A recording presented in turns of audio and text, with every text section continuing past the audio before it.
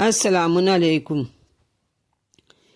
تو میں آپ کے سامنے عرض کرتی ہوں کہ اگر ملازمت بھی حلال ہو اور جائز ہو اور پیشہ بھی جائز ہو تو تیسرا ہے مصرف حرام۔ بس جس کا مصرف حرام ہوگا اس کی دعا قبول نہیں ہوگی۔ مثال کے طور پہ حلال رزق لے کر آپ سنیما چلایا گیا، یا ناچ گھرس جسے آج کل کلب کا نام دیا گیا ہے،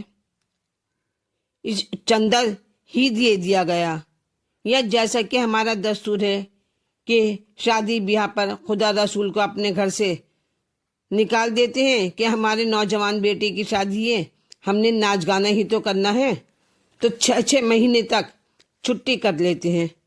تو ایسے خرچ کرنے والے کی کوئی دعا قبول نہیں ہوتی۔ کہ ایک بزرگ نے فرمایا، مولانا ہم نے کئی ایسے آدمی دیکھے ہیں کہ جن میں تمام عیب ہوتے ہیں، ساری برائیاں ہوتی ہیں، بد چلن ہوتے ہیں، اور ان کی دعائیں بھی ہم نے قبول ہوتی ہوئی دیکھی ہیں۔ ان کی دعائیں بھی خدا منظور و قبول فرماتا ہے۔ تو میں نے جواباً عرض کیا کہ حضور، بحث قبولیت اور دعا سے نہیں ہے، یا بہت رزق سے نہیں ہے۔ کیا نمرود اور فرعون، شداد، قارون، ابو جہل وغیرہ جو بڑے بڑے مالدار اور امیر غنی تھے، کیا ان کی دعائیں قبول ہوا کرتی تھیں؟ ہرگز نہیں۔ یہ تو اللہ نے ان کو ڈھیل دی ہوئی تھی تاکہ حجت تمام ہو جائے۔ لوگوں، اگر خدا کسی ملعون کی دعا قبول نہیں کرتا بلکہ مہلت دیتا ہے کہ کل قیامت کو کوئی عذر نہ کر سکے۔ اس کے لیے ایک روایت ہے کہ ایک مومن متقی بیمار ہوا تو حکیم نے کہا کہ فلاں نسل کی مچھلی لے آؤ تاکہ تمہیں دوا تیار کر کے دے دی جائے۔ تو وہ موسم بھی مچھلیوں کا تھا، اور قدرت نے تمام مچھلیوں کو حکم دیا کہ گہرے تالابوں میں لوگوں نے کافی کوشش کی اس کو تلاش کرنے کے لیے، مچھلی کو، مگر مچھلی حاصل نہ ہو سکی، اور وہ مومن کافی عرصے تک پریشان رہا اور اس سے محروم رہا، مچھلی سے۔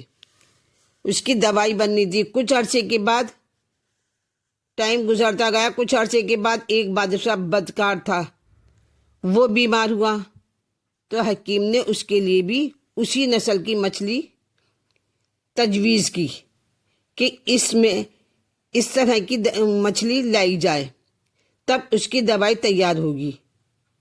تو اس میں دوا تیار کرنا پڑے گی، لہٰذا اس مچھلی کو مہیا کیا گیا، اس مچھلی کو ڈھونڈا گیا، جبکہ موسم بھی مچھلیوں کا نہیں تھا، مگر قدرت نے مچھلیوں کو حکم دیا کہ کنارے جا لگو۔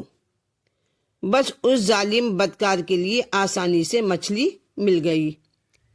تو اس زمانے کے نبی نے بارگاہ الہ میں عرض کی کہ پالنے والے، کیا وجہ ہے کہ دشمن کو بے موسم بھی مچھلی عطا کر دی اور دوست کو موسم میں بھی محروم رکھا؟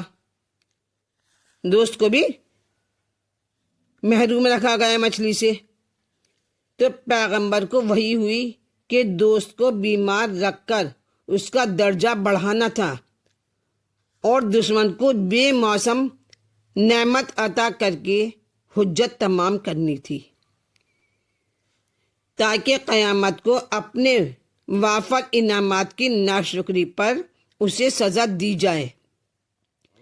تو میں نے عرض کیا کہ پیشہ حرام اور ملازمت حرام اور مصرف حرام، ان تینوں گروہوں کی دعا قبول نہیں ہوتی۔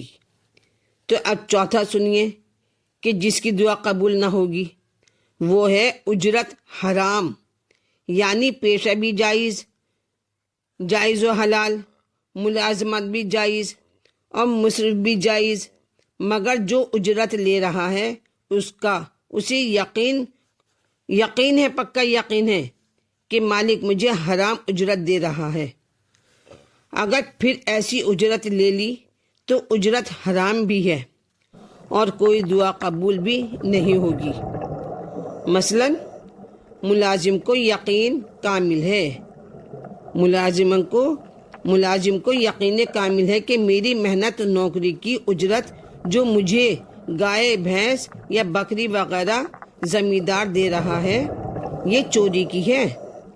اگر اس نے زمیندار سے ایسی اجرت وصول کر لی تو حرام ہوگی، لہٰذا حلال ملازمت کی حلال اجرت لینی چاہیے۔